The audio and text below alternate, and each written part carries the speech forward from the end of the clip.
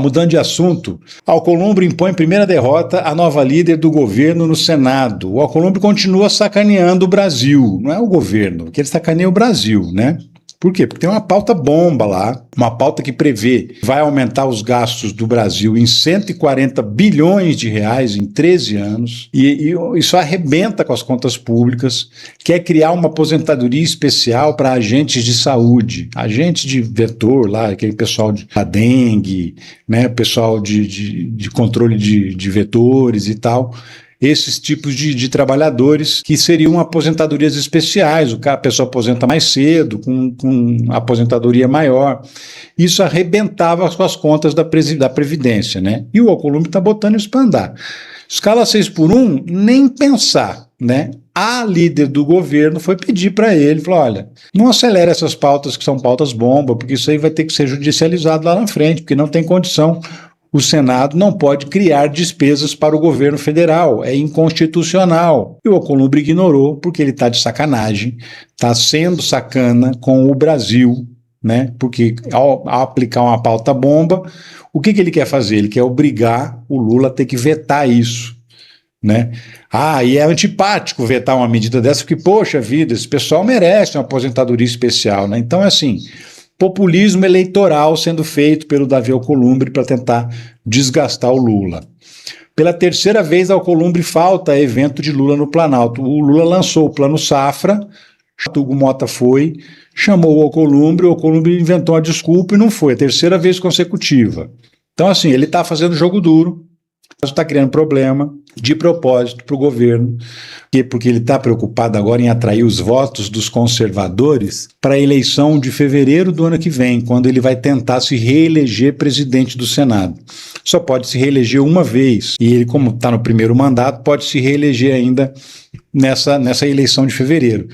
E ele sabe, ele acredita naquela tese de que a direita vai crescer no Senado, então ele vai precisar dos votos da direita se ele quiser se eleger. E aí ele está já agradando a direita para tentar garantir a sua reeleição no Senado, né? Então, assim, o Alcolumbre está fazendo populismo eleitoral, está fazendo um ataque frontal ao governo e com esse ataque está prejudicando o Brasil com medidas populistas que vão ter que ser vetadas porque não cabem no orçamento do Brasil. E ele faz isso somente para desgastar o Lula. Então, assim, mais uma vez, Davi Alcolumbre é inimigo do povo brasileiro e está se comportando como inimigo do povo brasileiro. Isso aí tem que ficar muito claro no mundo, para todo brasileiro que entenda um pouquinho, que quer entender um pouquinho do que está acontecendo, precisa entender que o presidente do Senado Federal, para ferrar o presidente da República, está disposto a ferrar o Brasil. É isso, basicamente é isso. Bota fogo no circo para matar um, né? Bota fogo no circo inteiro. É isso que ele está querendo fazer. Enfim, o Anderson manda mais uma aqui, ó. Cadê? Opa! Na minha opinião, Eduardo Bolsonaro e o Flávio não roubou o dinheiro do Vorcaro. Ele deu o dinheiro com algum interesse. Posso estar errado, mas essa é a minha opinião. Quando a gente diz que o Daniel Vorcaro roubou o dinheiro do Daniel Vorcaro, é porque provavelmente o Vorcaro deu esse dinheiro pensando que ia mesmo para o filme. Ele queria contribuir, lógico, ele tinha os interesses dele com a família Bolsonaro, né? Mas não podemos deixar de lembrar que o dinheiro do Vorcaro foi dado para o filme, e uma parte, pelo menos, desse dinheiro, porque assim, fizeram o filme, então uma parte do dinheiro gastaram no filme. Parece que vem dinheiro de tudo quanto é lado para esse filme, né? Tem uma suspeita de emendas parlamentares, suspeita de contrato público com a Prefeitura de São Paulo, suspeita de contrato com o governo de Brasília. Eu estou com uma novidade aqui que acabou de chegar para mim, que é o seguinte: a Michele Bolsonaro acabou de sair do PL Mulher. Acabei de receber essa notícia aqui, vou procurar aqui para você, para ver se a gente acessa aqui, que ela acabou de pedir o afastamento do PL Mulher, que é o partido, né, aqui, Michele Bolsonaro deixa a presidência do PL Mulher após crise com Flávio. Vou abrir aqui para você, para a gente comentar esse assunto aqui também, porque isso é mais olha lá, mais um dedinho de crise nesse caldeirão todo, né? Michele deixa a presidência do PL Mulher após crise com Flávio Bolsonaro.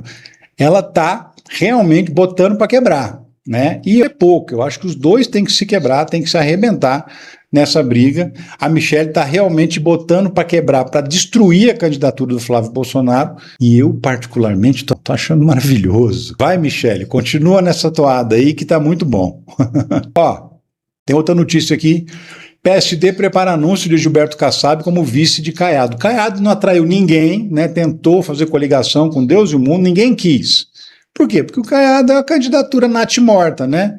O cara vai ter 3, 4% dos votos. A última eleição que ele disputou para presidente foi lá em 1989, ele teve 1% dos votos, agora, nossa, vai ter 3%, maravilha, triplicou, né? Enfim, ninguém embarcou na candidatura do Caiado. Então ele tem que fechar um vice, fechou um vice do próprio partido dele, o Gilberto Kassab. Não vamos esquecer que o Gilberto Kassab é o tipo de político que já virou, por exemplo, prefeito nessa de virar vice, né? Por quê?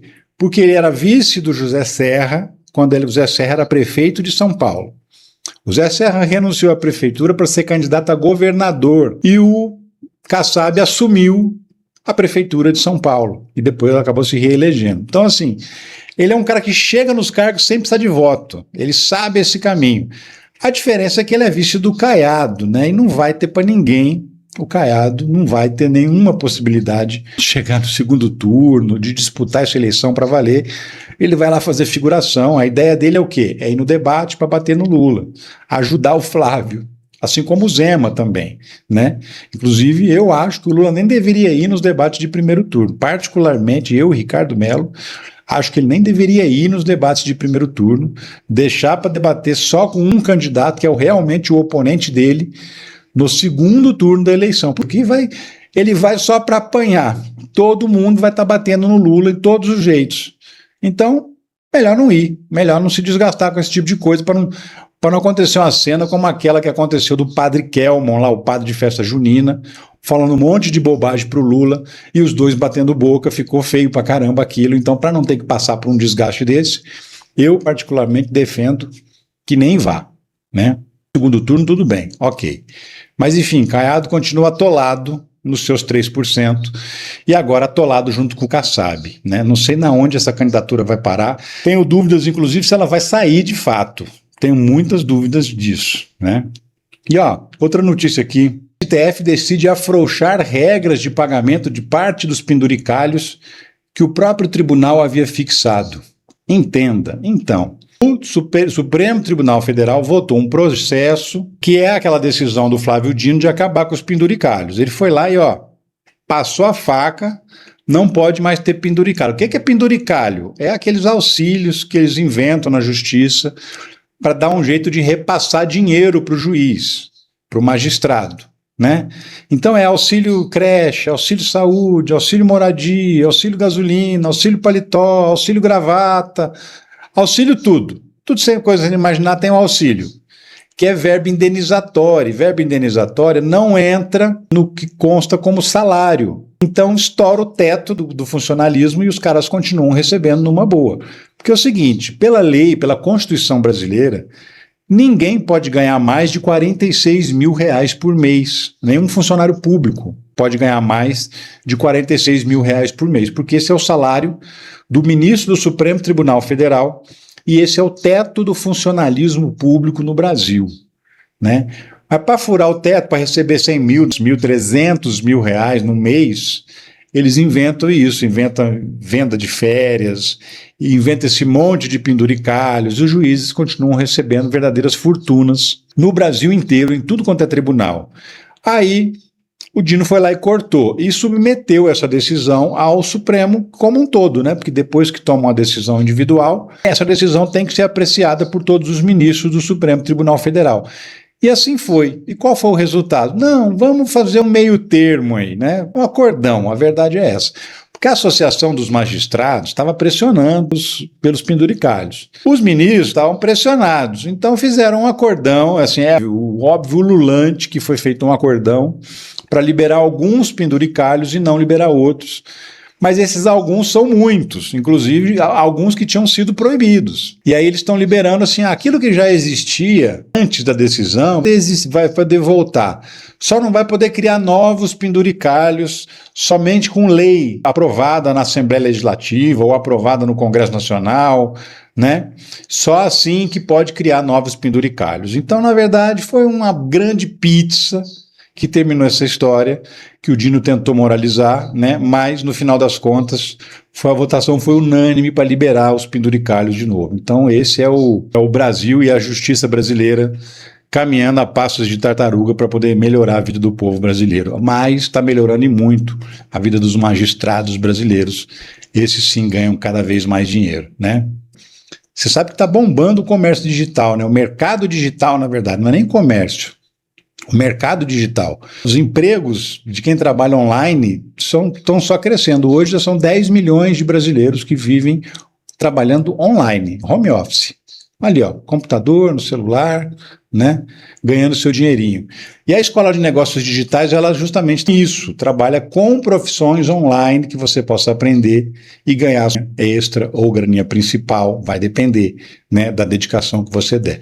Então, olha só, você viu que tem um link aqui na descrição, né? Clica nesse link aqui que você vai ser direcionado para uma conversa com o Clayson e ele vai te explicar sobre essas, são 12 profissões ao todo, que você aprende onde encontrar as oportunidades para ganhar dinheiro, que são muitas, em real, né? Então, só uma dessas profissões, por exemplo, já é essa aqui, a Maria, que estava desempregada, olha só. Esse foi meu resultado, tudo com a sua ajuda, $984,78. Isso dá praticamente R$5.000. Ela estava desempregada, mas passou por algumas dificuldades, embarcou nessa meio desconfiada, sem saber se era realmente sério, e aí? Está se dando bem, está super feliz, está super tranquila. A Cláudia Oliveira é um dos exemplos mais bem-sucedidos. Ela tinha emprego quando ela entrou, ela estava fazendo ali um pé em cada canoa, e aí, ó, se deu tão bem que já abandonou o emprego, já largou o emprego e está só trabalhando online e tirando $3.134. Isso dá R$15.000 por mês que ela está conseguindo tirar, né? E como eu te falei, tem profissões que são em real também, tem profissões que pagam em dólar. Então você tem profissões que pagam em euro, depende muito do que você está buscando. Conheça essa oportunidade que aparece aqui no link da descrição, clica lá, o Clayson vai te explicar, mas o mais importante eu já te adianto, são 7 dias grátis, então você pode conhecer todo o conteúdo primeiro, depois decidir se é bom para você ou não. Se não for bom, você sai fora, tá? Mas te digo, é bom, viu? Tem muita gente se dando bem. E outra coisa que eu te digo também, não é bet, não é tigrinho, não é pirâmide, não é picaretagem nenhuma. Trabalho sério, trabalho honesto para quem está interessado. Então, se você está interessado, vai lá, clica no link aqui da descrição do vídeo, o primeiro de cima aqui, que você pode mudar a sua vida aí, porque isso muda a vida sim, viu?